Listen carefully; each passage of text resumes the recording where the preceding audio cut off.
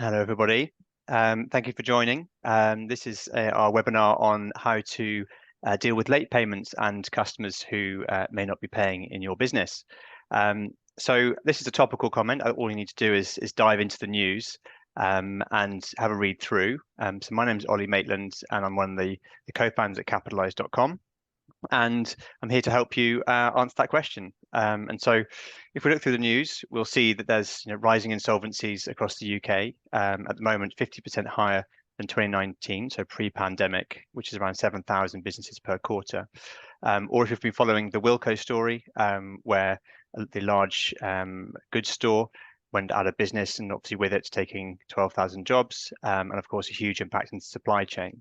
Now, in that particular case, the credit reference agencies downgraded their debt 6 months prior, and so there's an opportunity here to start thinking about how to protect your business from things like the Wilko insolvency and other insolvencies that are going on inside the UK. But some good news, obviously today we got the inflation rates coming out.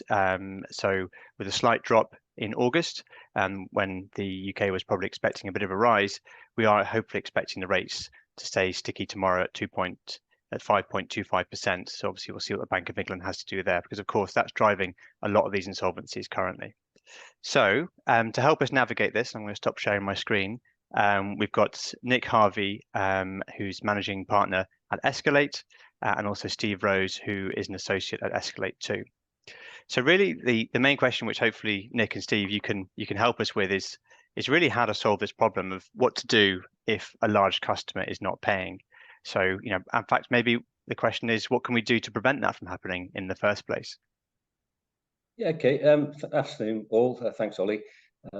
Big topic, this, and probably got limited time to deal with everything. But if I can sort of give everybody sort of highlight a few sort of top tips, 3 top tips in the main. The first one is documents, and that's the starting point for everything. So documents.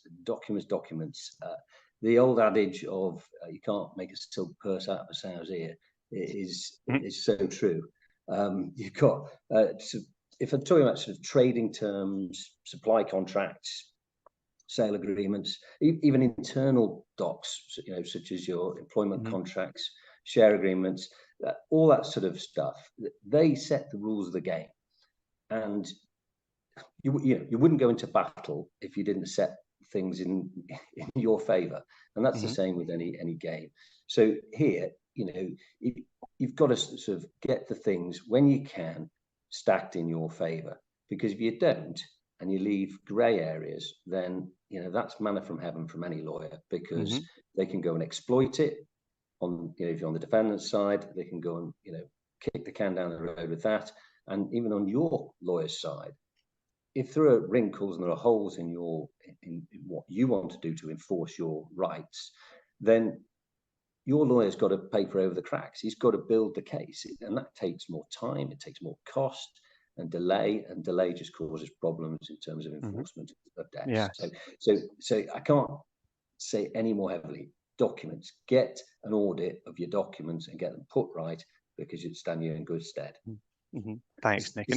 And what sort of documents would be typically what people need to present? Is it purchase orders? Is it invoices? Is it contracts? Well, I come on to that in terms of my second tip, really, because they're closely linked. But what I'm talking about here is the core contracts. So, for example, your trading terms, supply agreements, all those things which set out what your entitlements are, but more particularly take account of that position when things go awry, and sort of prepare the ground for that and set your rights out. And it's so key, because that's the bit that makes the job easy for your lawyer, cuts down his time, but also makes it difficult for the other side. So it's those core. Very sound advice. And by the way, everybody who's joined, please do ask questions in the chat if you've got any specific questions which you want some help. Not maybe an opportunity here to get some free advice from a managing partner at a law firm. So, and if you don't have contracts in place, is there something which is kind of a default contracts, emails? Well, very much so. So what you've got there is, that bit of often, and probably less so these days, but it still happens, deals done on handshakes and so on, and trust. And what I would say there is, you touched on it dead right, is that if you do something like that, you do something on the basis of a handshake, or it's loose in terms of email exchange and so on, is think about that. Think about, almost put yourself into a lawyer's mindset of, well, okay, this is all very well whilst all things are going well, but if things turn awry, what do I want to have in place to make sure I sweep up on what we've just discussed? So get them bottom out, get an email out there to go and sort of set out those terms, and ideally tease out from your customer a confirmation that they're the terms that you've set out. Really important. Makes it so much better further down the line for a lawyer. Okay. Okay, thank you, Nick. So assuming that we've got some document in place, so whether it's a contract, purchase order, we've got an email perhaps laying out the terms, and still, we've done the work, we're owed the money, we've sent the invoices, we've chased the invoice, but still no response. What are our options from that point? What can we do? Obviously, that engaging law firms is an expensive process. So, how can you explain what to do next? What options does the customer got? Yeah, well, just there's another couple of bits that if I might just add to my first bit in terms of, I think it's just in terms of getting your house in order as well, is that bit, once you've got your main contracts right, I think there's also really important to have sort of good records. You touched on your purchase order, delivery notes and so on, but then define processes for enforcement. So you get your dunning letters in place, you have both internal, with all your staff and so on, right from Salesforce right the way through to accounts. They know exactly what the rules of the game are in terms of enforcement, and that's really slick and well documented, and you stick to those processes. Really, really important. Communication also with customer, that's equally as important, to make sure you know what's happening on their side of things, whether for example they've lost a big customer, or if they're trading well, or they're having trading problems, that, because that shapes then your approach to the accounts receivable. So I think that's really, really important.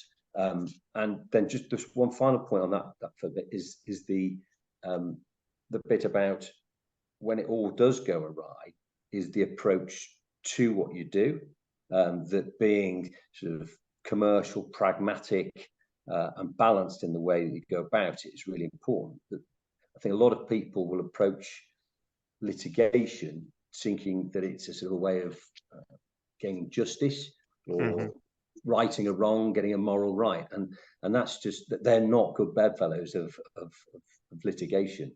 The key thing is to look at it and say, well, what does success actually mean to me? And you're surprised to know that actually a lot of people or customers that are prepared to welch on trading terms, actually they're prepared to lie. And if they lie, that creates all sorts of risk and cost in court, because that it basically they'll take that right the way through to the trial. And if they've got big pockets, you could end yourself up whilst you're going along to get justice, thinking you've done the right thing, and you might well have done the right thing. You'll end yourself up in court with a load of costs having been incurred, and actually that judge might believe the liar. So you've got to be very mindful of that, and that then's got to shape your approach to the how you deal with that debt, and looking at success in the eyes of how do I come out clean, or as near to clean as possible, is actually more sensible. And so I'd absolutely focus on that, as well as knowing your opponent and always expecting the worst in terms of your opponent and costs and so on. As you say, coming into the battle well prepared, good documentation, and knowing the customer. Absolutely. So sorry, that's just, I think it was important just to add. Then you sort of touched on what are the options. So I think it's incredibly frustrating for many businesses. Of course, getting paid, receiving the money in your bank account is what you kind of expect. But obviously, sometimes people dig their heels in and say, I'm not paying, or they go silent, and they're on holiday, or they just are uncontactable, and then suddenly the question is, what on earth can you do at that point? Yeah. So at that point, really, again, at a headline level, there are three options as I would see them. The first one, debt collection agents, DCAs, they operate on a contingency model, no collection, no fee, generally in the space of between 15 and 25%. And to horses for courses, they absolutely have their place. Generally they work on a sweet spot of taking out a ledger of debts and work on a pile them high, and then go after the low hanging fruit. And that's what it is. And that they, as I say, they have their place. They are probably more aggressive, streetwise than lawyers, in the way that they better pick up the phone and try and force through deals, because of course their return is dictated by what they can recover. The limitations sit around the fact that they'll go after what they can get quickly, and the other bits will get parked. And of course, that doesn't mean that those other bits don't have something to go after in them. They might just be a bit more disputed, which takes you into the province of a lawyer. And the other big sort of weakness that they have is that, of course, they haven't got really any teeth to them, because they can't go and issue court proceedings and so on. So that brings us to your second option of your lawyers. Now, your lawyers are, they obviously can issue court proceedings. They work on a different model mostly. Whilst most of them won't be doing contingent, no win, no fee, damages-based agreements. They might on the odd case, but as a general basis, they're not going to be looking to do that. They'll be looking to do an hourly rate model, which that'll mean, in crude terms, that if they sniff or look at your file, they will be charging a 6-minute unit of time. And so with that model, whilst they've got teeth, because they can issue court proceedings and so on, those costs will accrue, and you'll have to pay the costs of expert fees, court fees, barrister fees as you go along, and of course their fees. And the big kicker for the lawyer is the fact, well, not for the lawyer actually, for the SME client, is that the lawyer wins whether the client makes a recovery or not on that model. Yes. Yeah. And the longer the case takes, the more the lawyer gets, and the less the client's going to get. Which in itself can be a deterrent to going after debt sometimes, because of course, looking at maybe there's a £10,000, £15,000 debt, and the legal fees might be £5,000 to chase that, but of course you might not get that debt back, so it might be an even larger cost on your P&L. Spot on. And as I say, there's a real strength in a lawyer's letter, provided there's a rollover and a payment on the debtor's letter. The longer it goes on and the more letters are written, then the odds are stacking further against the SME client who's pursuing the debt. And that sort of really brings us nicely to the third sort of element, because what you've got there is the Legal Services Board did a survey, and apparently there's 40 billion written off every year in commercial disputes, and only 11%, this was found out by the YouGov poll, only 11% will turn to their lawyer to recover those debts. Now, that, if you stop and pause on that, is a pretty damning indictment on the legal profession. And I can say that as a lawyer myself, of 30 years commercial litigation lawyer, that just says that we're not providing a service to the SME community that we should be doing, because they should feel confident to be able to come to the lawyer to pursue those debts. Now, that's not happening, and I that chimes very much with what I found over certainly the last 15 years, where more and more SMEs were encountering problems, but they were having good claims, yet didn't have the appetite for the risk of pursuing that claim, in terms of the risk of losing and getting the other side's costs, having to pay those costs, but also, just the growing costs of pursuing that claim and the lack of return that was coming from it. And that is what really brought the birth of the third option that we're discussing, that's Escalate. Now, I obviously am a managing partner of Escalate. I'm going to say it's the best thing since sliced bread. Of course I am. But I'll try and speak of a balanced approach on that, in the sense that what we do and what we've tried to do is bring all the best parts of the DCA and the lawyer models, wrap in further benefits in terms of funding of the claim, and also insurance against the risk of losing, and pull all that together into a solution for SMEs to pursue their debts in a cost-effective and timely way. So what do we do? I mean, the whole thing drives a coach and horses through the traditional lawyer model, should I say, because we don't do hourly rate. We do it's fully contingent based on recoveries being made. So not just getting a court judgment, which it doesn't necessarily get you anywhere, it's getting on recovery. So it's contingent on that. We pay for all the costs of pursuing the claim. So court fees, barrister fees, expert fees, you name it, we'll fund all that through, and we will cover the risk of losing the claim. So any cost of the other lawyers, we will pick up that tab. And we do all that for a trade-off. A trade-off is 30% of the damages that are recovered.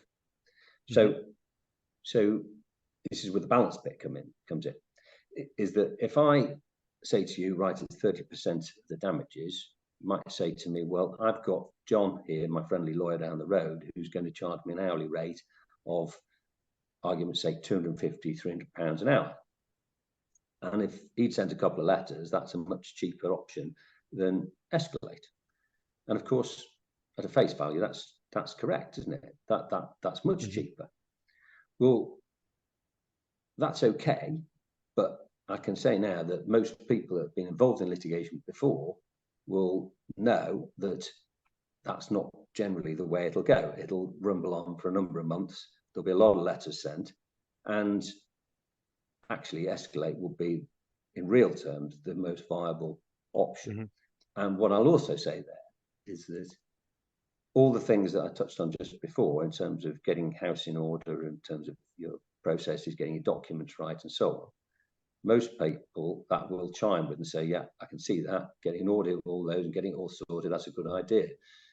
That's going to cost a few quid, it's going to take a bit of effort to go and do that. And most people might not do that, or probably won't do that, or to the extent that they need to, and there will be problems. And that means that therefore litigation that flows off the back of it will have problems, will have uncertainties, will have risk, and therefore the Escalate solution in most cases actually will be the most viable alternative.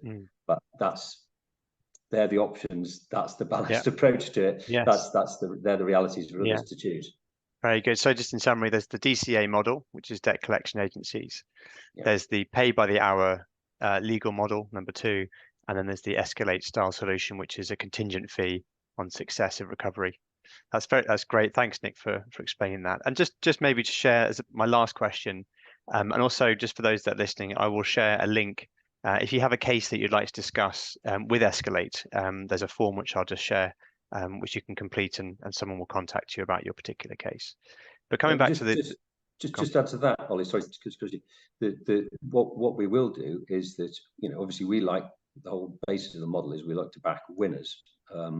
But what we will do is we'll do a free assessment of all claims. So we'll look at something at no cost, and we'll decide whether it's a winner or a loser. And we'll also give an overview as to, if we don't think it's a case for Escalate, why it's not a case for Escalate. And that's really valuable for anybody anyway, because they'll see that a lawyer, a trained lawyer, won't put his money into something, but actually will say why that's the case. So that forearms them to say, do they want to go and pay another lawyer who's going to charge them by the hour to probably make a few quid and then tell them they've not got a case? Thanks. Even more benefits. I can see that. So a free review of the case as well. Thanks, Nick. And so just the final question then, what's the process look like? So say a business owner is engaging Escalate. What's the process here? What do they need to do and sign, and what can they expect in terms of services? Okay, so there's a referral form, which basically they fill out the referral form, that'll send it across to us. We'll have a look at that. We'll look through any documents that they've got, assess the case, and if it's a runner, we'll engage. If it's not, as I say, we'll give a detailed overview as to why that's the case. Okay, excellent. And any particular requirements of the case? So obviously documentation seems like it's pretty key. In terms of the size of a case, so if someone's got a claim for £1,000, we'll have a look at all types of case. Okay. So we've got breach of contract, negligence. we've got construction jobs, we've got IP jobs, we've got the whole host of different types of case we will look at and pursue and are pursuing at this moment in time. In terms of value, anything from sort of over, let's say, over £1,000 right the way through to, I mean, we have got multi-million-pound claims, but I'd say our sweet spot and where we really add value to the whole litigation market is sub 1 million in recoverable value, because that's where, you know, in terms of the package that we bring to the table, we are the only outfit around that does that. Where it's full contingent model with funding and insurance all wrapped in under one roof. We're the only people. There are above that, so 1 million, 1.5 million, 2 million. That's where you'll get lawyers who might bring third-party funders and insurers separately to the table, but the margins that everybody's trying to take out of the claim mean that they just can't operate in that sub 1 million bracket. But that's I'd say that's where our sweet spot is. Excellent. Well, a huge endorsement there, and obviously Capitalise works exclusively with Escalate when it comes to dispute resolution. So, well, thank you, Nick. Thank you, Steve, for joining and sharing your thoughts. Hopefully, that's been a useful introduction on how to what to do if a customer doesn't pay, and which obviously, hopefully, is not a problem you have right now. But if you do, you know where to go. So, thank you, Nick. Thank you, Steve, and good luck everybody else on the call. Thank you. Bye-bye.